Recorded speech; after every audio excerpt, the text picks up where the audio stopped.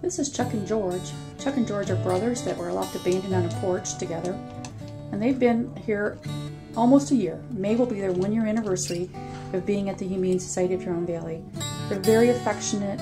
They love being with each other. They love being in your lap and being petted. They're playful. They're really sweet and wonderful cats. And they just need a home together. Please come out to the Humane Society of Huron Valley and say hi to Chuck and George. They're waiting for you.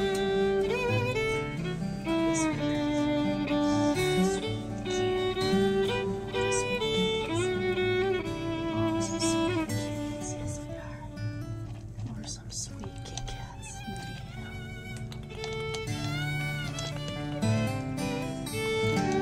Good boys.